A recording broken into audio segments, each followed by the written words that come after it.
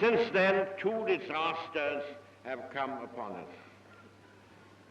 The Second World War and the first socialist government.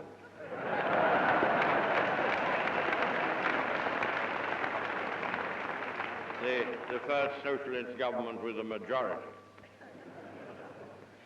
By supreme exertions we surmounted the first disaster.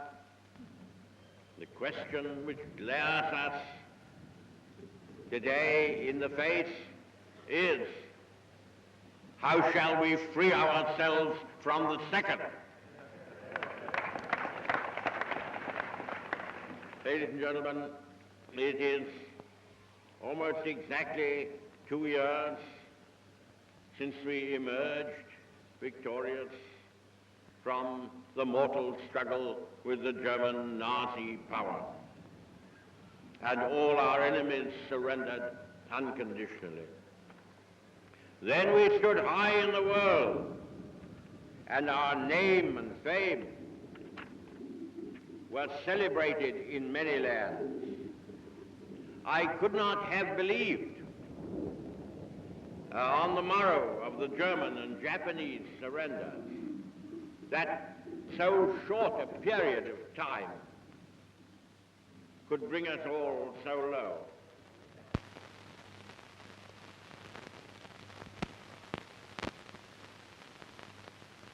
When you borrow money from another country for the sacred purpose of national rehabilitation, it is wrong to squander it upon indulgences.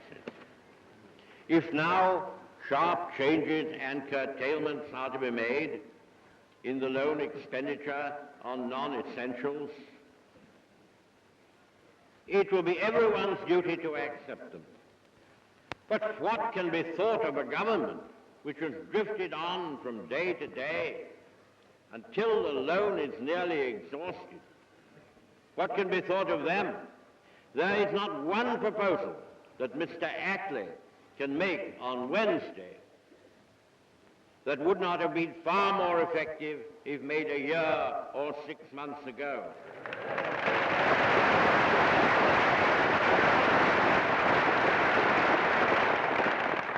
That is my first main charge against the socialist ministers.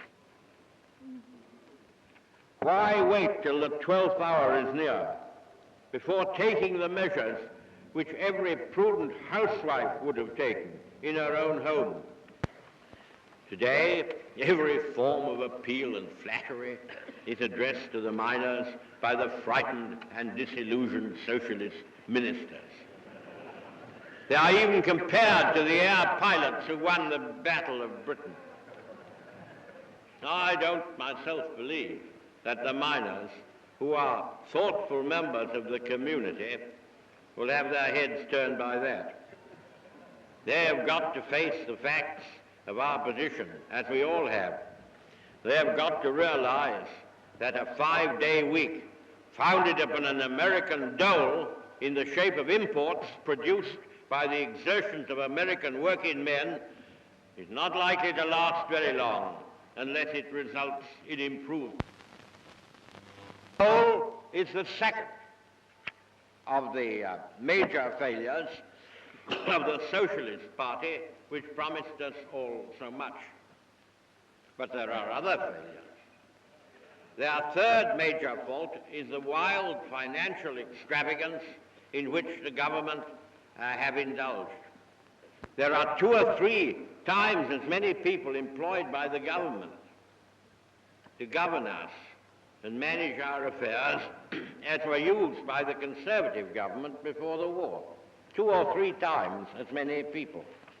A mighty army of 450,000 additional officials has been taken from production and added at a prodigious cost and waste to the oppressive machinery of government and control.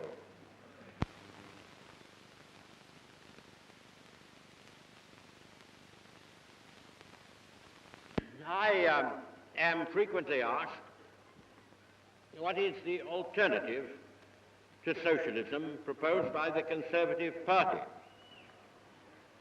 And we are invited to put forward a program in the utmost detail of what we would do.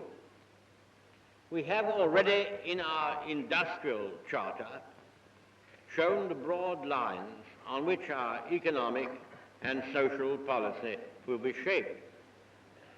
But it would be very foolish of us, without the machinery of government at our disposal, or the power to give effect to our plans, to commit ourselves to an elaborate program which would be eagerly pounced upon by our opponents, if only as a means of distracting attention from their own misdeeds and failures.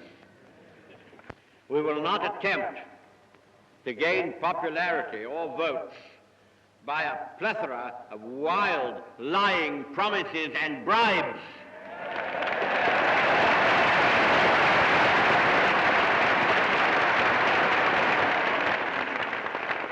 We would not wish to obtain office by the creation of false illusions, such as those with which the socialists misled the electorate 2 years ago. I will turn, before I close, to wider fields which, nonetheless, deeply influence our island fortunes. The foundation of British policy must be an ever closer association with the United States. I have never at any time suggested an alliance. I want something much more than that. We must seek something less precise and more potent. The whole English-speaking world must move forward together in fraternal association along the lines of destiny.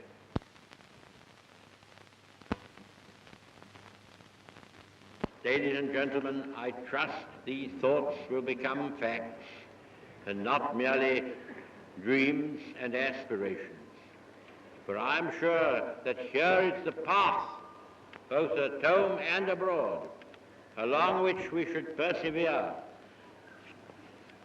with malice to none and with hope for all.